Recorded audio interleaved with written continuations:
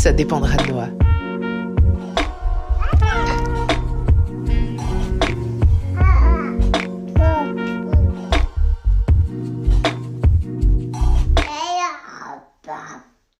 Ces jours-ci, je réfléchis un petit peu à la notion de flow, à ce que ça veut dire que cette notion de flow.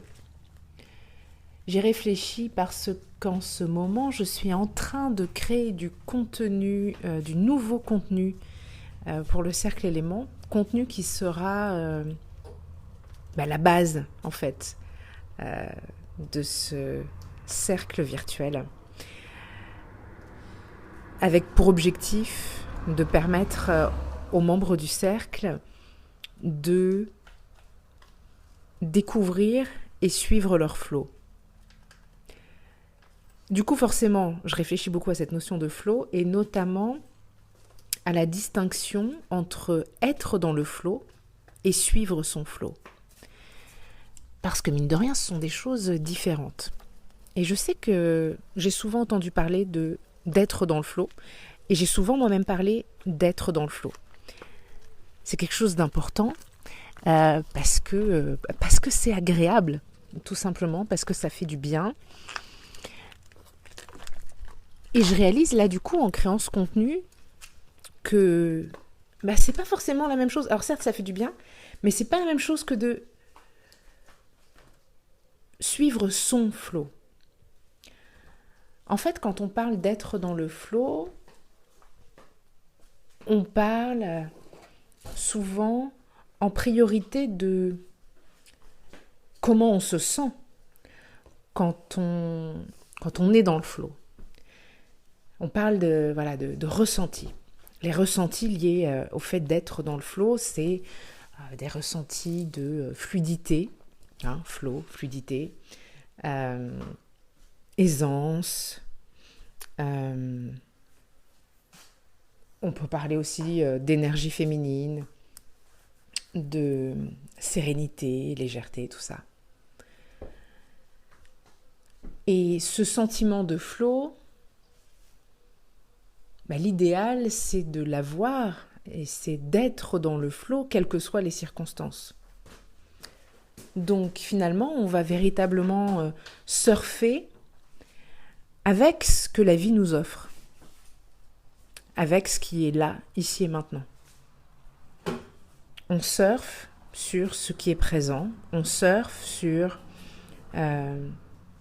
nos obligations, entre guillemets, parce qu'on pourrait remettre en question cette histoire d'obligation, est-ce qu'on est vraiment obligé, tout ça, etc. Bref, c'est un autre débat, et c'est un débat sur lequel on pourrait parler pendant des heures, parce qu'il y a une notion de privilège qu'il ne faut pas nier non plus. Donc on surfe, et on est dans le lâcher-prise, quand on est dans le flow finalement, et qu'on surfe, entre toutes les choses, toutes les obligations, tous les engagements, etc. Et c'est une compétence géniale à développer, cette capacité à être dans le flow et donc à surfer sur les vagues de la vie qui se présentent à nous et à avoir en fait cette solidité, cette force interne, cette confiance en la vie et cette capacité d'adaptation qui vont nous permettre de nous sentir sereines, apaisées, légères, dans la fluidité. On peut aussi ajouter une notion... Là, par exemple, je peux être en résistance, là, tout de suite maintenant, parce que je suis avec ma fille qui vient de m'apporter un livre, dans l'espoir que je lui lise un livre, alors que je suis en train d'essayer d'enregistrer cet épisode. Je peux être en résistance, et dans le contrôle, et essayer de maîtriser la situation et de faire en sorte que ma fille aille jouer de façon indépendante, ou alors je pourrais être dans le flow et me dire que tant pis si vous entendez ma fille s'exclamer, tant pis si vous entendez le bruit des pages. Voilà. je fais les choses dans le flow. Puis il y a une autre dimension aussi au flow, hein, cette notion un petit peu d'inspiration, parfois d'inspiration divine même, voilà, ce sentiment d'être connecté à l'univers. C'est quelque chose que je vais ressentir par exemple suite à mes rituels matinaux, quand j'ai médité, que je tire les cartes et que je me connecte à cette autre part de moi et tout d'un coup, voilà, j'écris complètement dans le flow, je suis pas dans mon cerveau, voilà, c'est pas mon intellect qui me guide, je suis guidée par autre chose, je suis dans le flow, voire je suis le flow, et voilà.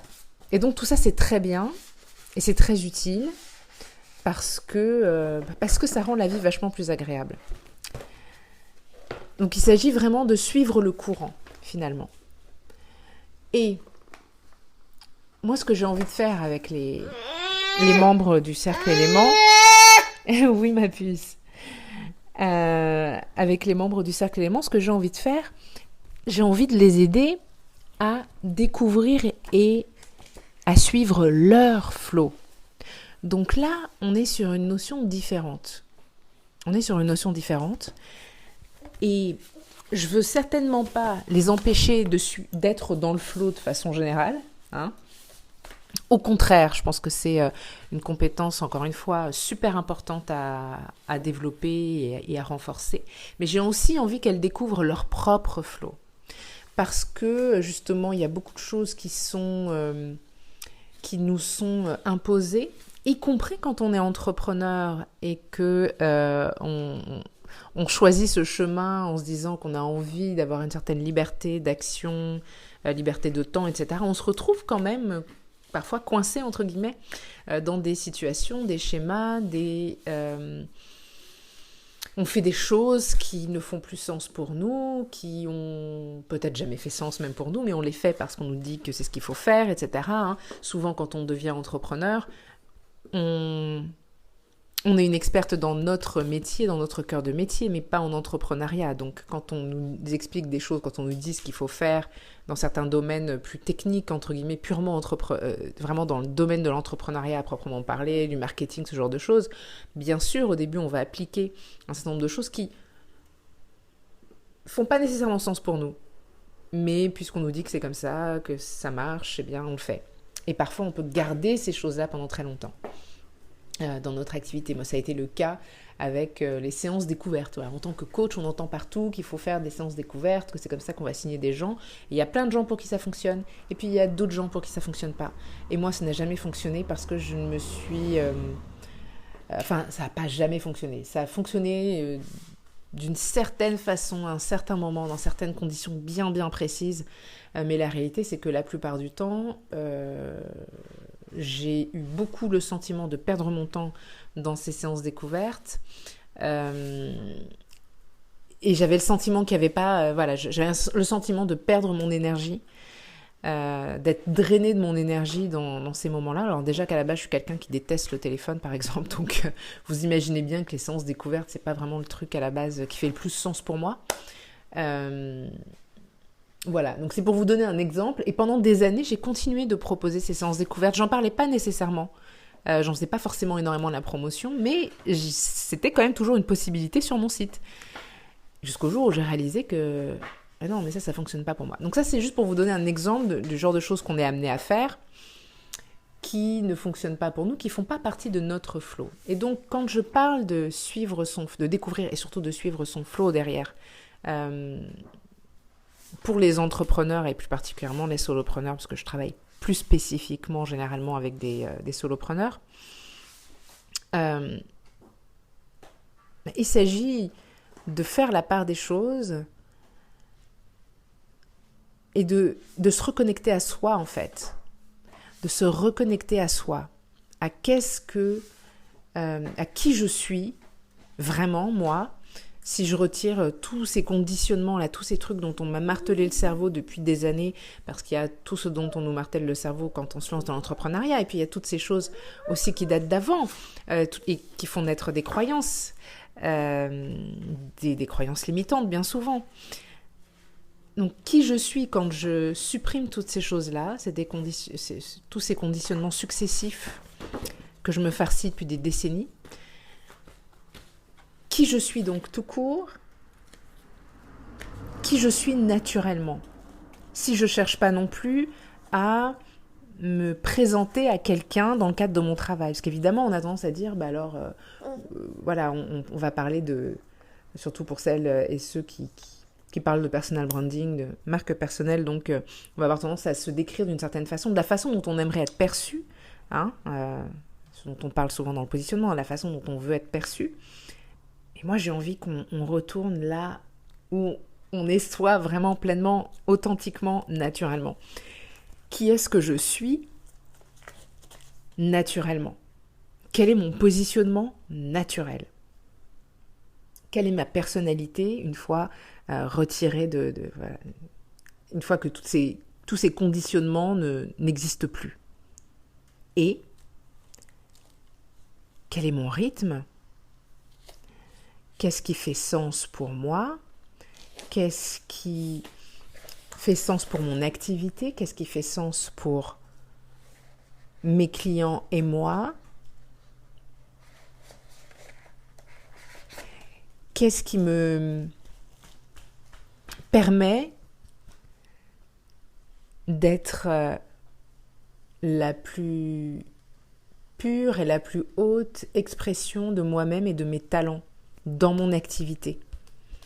Parce qu'en fait, quand on ne suit pas son propre flow, quand on suit ce que font les autres, ce qu'on nous dit de faire, etc., on n'est pas la plus pure et la plus haute expression de soi-même. Là, ce que vous entendez probablement, c'est ma fille qui est dans mon dos, qui est en train de me taper dans le dos. En fait, donc ne vous inquiétez pas, je ne me fais pas martyriser par ma fille, mais ça l'a fait beaucoup rire, ça lui plaît beaucoup. Donc voilà. Quand je parle de suivre son flow, c'est suivre ce qui fait sens pour soi. C'est finalement revenir à son intuition. Et c'est pas si facile que ça, parce que les conditionnements, parce que les croyances, parce que les habitudes, parce qu'on nous a habitués à tout, sauf à nous faire confiance à nous. Et la vérité, c'est qu'on est toutes uniques et qu'il y a une multitude de facettes, une multitude d'éléments qui vont, quand on les assemble d'une certaine façon, vont fonctionner pour nous et pour personne d'autre de la même façon. Et quand on met le doigt dessus, et quand on suit cette voie-là, donc cet assemblage d'actions que je fais d'une certaine façon, qui me correspond à moi, en fonction de ma personnalité, en fonction de mes objectifs, en fonction des clients qui sont des personnes très spécifiques que j'attire à moi parce que justement je suis cette personne très spécifique.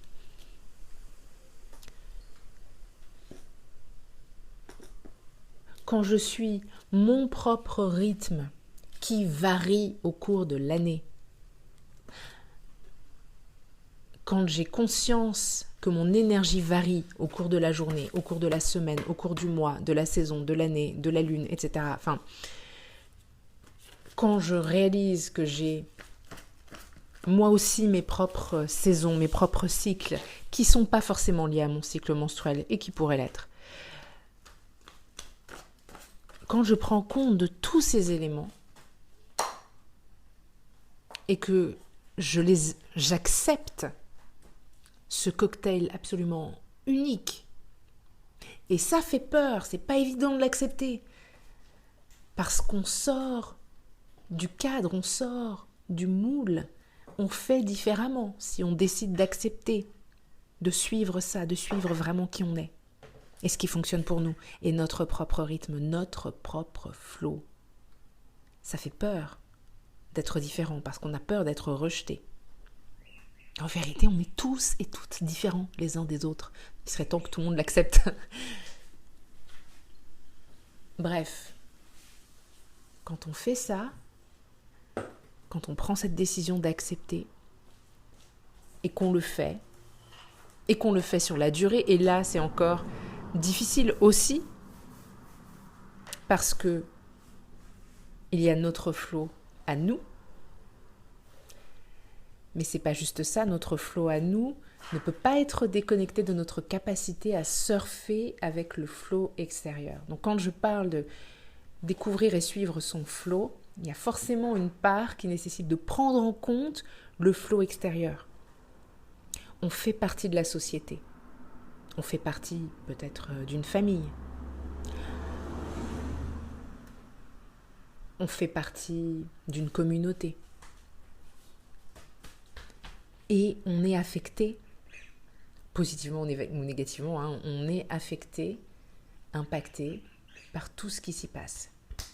Donc c'est très important d'en prendre compte. Vous voyez, par exemple, je suis impactée par les coups de ma fille dans mon dos. Et c'est important que j'en tienne compte.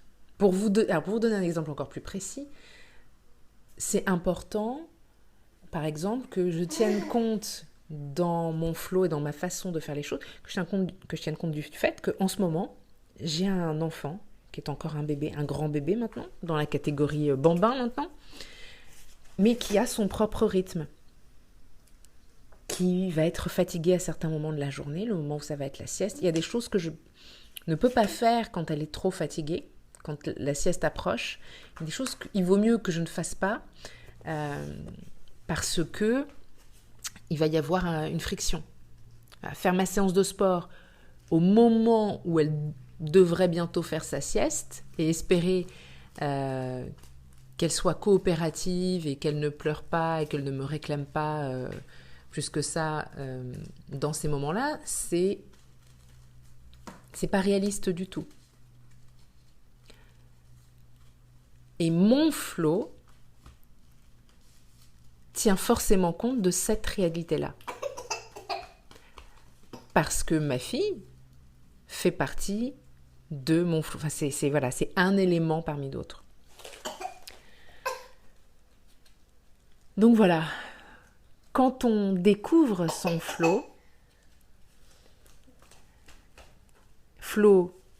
qui est constitué de notre, de nous, tout ce qui vient de nous, et qui part de nous. L'idée, c'est vraiment, ça part de nous, ça part de soi, et ça inclut toutes les choses qui sont liées à nous, toutes les choses, tout ce à quoi on appartient, et tout ce qui est lié à nous. Quand on découvre et qu'on suit notre flow, les choses sont beaucoup plus fluides, beaucoup plus simples, beaucoup plus authentiques. Et vous savez quoi ? C'est beaucoup plus facile d'affronter les éventuelles difficultés. C'est beaucoup plus facile d'être résiliente. C'est beaucoup plus facile d'être créative. C'est beaucoup plus facile. Tout, en fait. C'est beaucoup plus facile. Tout simplement. C'est beaucoup plus agréable. Tout simplement. Et c'est ce qui fait, quand on est dans ce flow-là, dans notre propre flow, dans notre activité, dans notre business, c'est ce qui fait qu'on a envie de rester, d'être dans ce business pour toujours, entre guillemets. Enfin, le plus longtemps possible. Ça ne veut pas dire que le business en question ne va pas évoluer et changer. On peut changer de focus, justement, parce qu'on aura découvert des choses sur le chemin. Mais, ouais, c'est ce qui va faire qu'on va pas baisser les bras. C'est ce qui va faire qu'on va continuer. Et c'est ce qui va faire qu'on va agir encore et encore. Et en confiance. Découvrir et suivre son flow, c'est ce qui va nous permettre de respecter notre énergie et de faire le plein d'énergie. Vous voyez, de voir comment dire, on a une réserve d'énergie et au fil du temps, parfois, elle diminue. Et puis on peut avoir l'impression d'être complètement drainé de notre énergie. Et bien souvent d'ailleurs, quand on est dans des périodes pendant lesquelles on doit vendre, des périodes de lancement, etc., il y a des gens qui vont complètement se brûler et se vider, se drainer complètement de leur énergie. Quand on est dans le flow, on est moins dans des extrêmes comme ça. On surfe de façon plus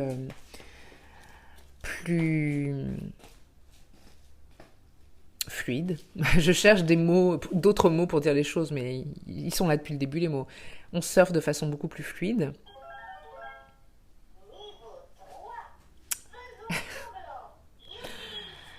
Et du coup, certes, on a des variations d'énergie, mais on n'a plus besoin d'attendre d'être complètement vidé de notre énergie pour remplir le réservoir de nouveau. Mais ça, ouais, c'est difficile sur du long terme d'arriver à le maintenir. C'est pour ça que c'est important quand on est solopreneur, mais pour tout le monde, hein, évidemment, c'est important de ne pas être isolé. C'est important d'avoir un soutien, de savoir vers qui se tourner. Ça peut être des pairs, tout simplement, d'autres solopreneurs qui partagent des valeurs similaires. Ça peut être évidemment en étant accompagné, en étant membre d'un groupe ou d'un mastermind, ou peu importe. Mais c'est important de ne pas être seul sur ce cheminement, évidemment. C'est ce qui va permettre de rester sur les rails. Mais en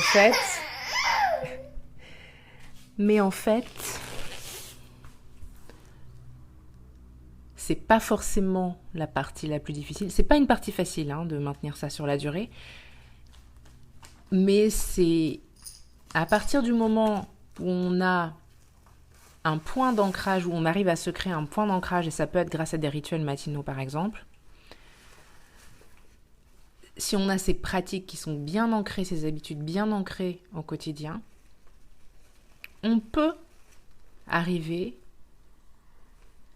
seul à, entre guillemets, rester sur les rails, à continuer à suivre notre flow. Donc, sachez-le juste, je suis pas en train de vous dire vous allez être dépendant toute votre vie d'autres gens, etc. Quoique, en même temps, on est des êtres sociaux, donc on est d'une façon ou d'une autre pas dépendant nécessairement d'autres personnes, mais en tout cas, oui, quand même, on a besoin un minimum. Et pourtant, je vous dis ça, je suis ultra introvertie. Je suis une ermite, vraiment une ermite. Il n'y a pas d'autre mot. Je suis une ermite, vraiment une vraie ermite. Mais voilà, je sais aussi que je suis un être social et que parfois j'ai besoin moi aussi de ce point d'ancrage que je vais trouver chez d'autres personnes qui vont m'offrir cette stabilité sur du long terme. Mais une simple routine quotidienne, une pratique quotidienne bien créée, bien ficelée, entre guillemets, ça aide énormément. Et ça, vous pouvez, si vous voulez avoir une base, si vous n'avez pas déjà téléchargé ma checklist de la routine matinale ultime, je vous invite à le faire, parce que ça vous donne des pistes pour créer votre propre routine. Et je pense que dans le cercle élément, je proposerai probablement des pistes complémentaires pour l'adapter un petit peu mieux en fonction de ce qu'on a découvert de son flow. Mais déjà, c'est avoir une routine, idéalement matinale, mais ça peut se faire à n'importe quel moment. On fait comme on peut. Avoir une routine quotidienne, une pratique quotidienne, ça aide énormément. Je sais que j'ai des clientes qui me demandent régulièrement comment faire, notamment dans le cours d'un lancement pour rester ancrée, pour rester confiante, etc. Voilà, une routine quotidienne, des rituels quotidiens, c'est hyper, hyper précieux et je dirais même que c'est indispensable. Alors évidemment, ça ne sera pas pour tout le monde, mais Personnellement, je travaille avec des entrepreneurs solopreneurs, généralement des solopreneurs qui sont spirituels, créatifs et engagés. Et je peux vous dire que ça, voilà, pour des personnes qui ont ce profil-là, ça fonctionne très bien. Voilà. Sur ce, je pense que j'ai suffisamment parlé aujourd'hui, mais ça a été un plaisir. J'espère que le plaisir a été partagé. Sur ces bonnes paroles, je vais vous laisser réfléchir à tout ça et puis probablement que je serai amenée à repartager à ce propos ultérieurement quand j'aurai fini mon travail de création sur cette thématique.